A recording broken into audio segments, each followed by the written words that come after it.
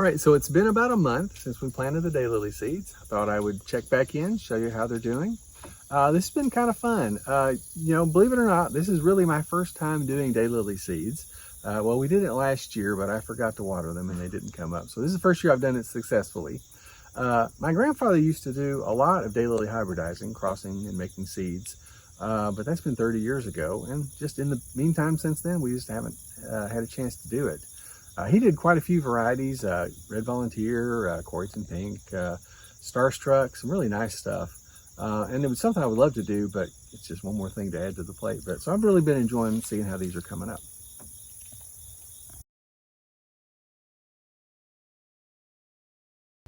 All right, so I'm getting ready to plant the seeds that I just harvested. I ended up doing about maybe 6 or 8 seed pods, and you can see how many seeds I got. There's probably 40 or 50 here or more.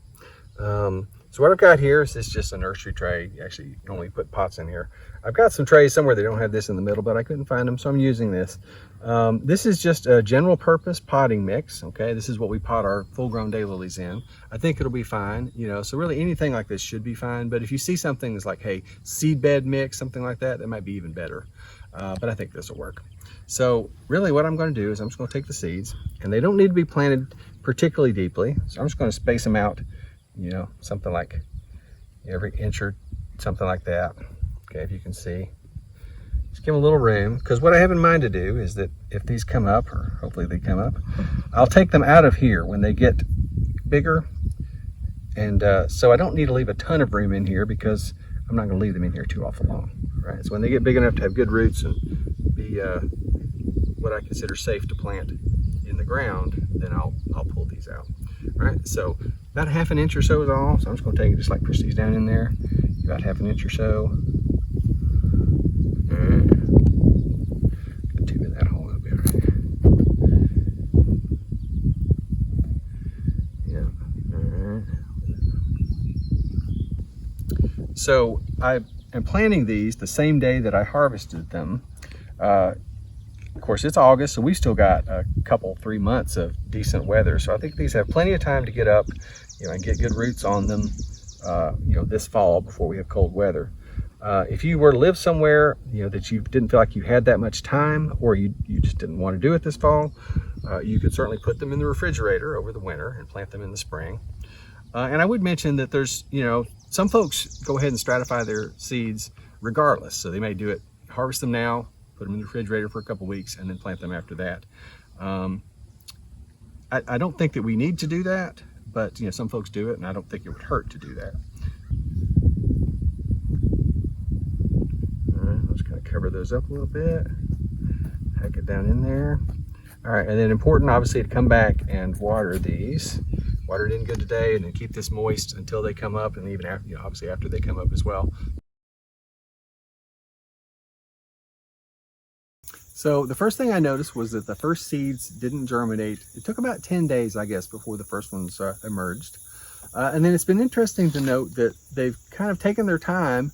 Like I say, the first ones came out about 10 days, but then just, you know, yesterday or a couple days ago, we've had this one, and here's another one somewhere that just came out yesterday. I don't see it now. But, you know, so some of these are like, have been out for a month, and some, or not quite a month, but 3 weeks, and others just a few days. So it really varies. I kind of expected them all to come out about the same time, but for whatever reason they didn't. I'd mentioned we've got 21 coming up here, and I think I planted somewhere between 40 and 50. So we got, you know, maybe 50% or so. I'm not sure if that's good or normal or not good. You know, my impression is that, you know, some varieties, you know, some seeds are going to do a lot better than others. You may have some that you plant all the seeds and they don't come up, and then vice versa. There's probably some that have a higher percentage, but this is what we've got on here. So I've been happy with that. Okay, so what I had in mind was I thought these would all get big enough to pull out of this tray that I seeded them in and bump them up to the next step, whether that would be a larger pot or to put them in the ground. But I think that a few of these are probably big enough to go ahead and bump up. I'm going to pull a couple out here and see what they look like. But the rest of them, I don't think are ready yet. So I'm not going to move these, and we'll talk about that here in a minute. But let me just go and pull up one of the biggest ones and see, you know, see what it looks like, see what kind of roots it's got. All right. So That's what that looks like. Let's see, look at those roots on there.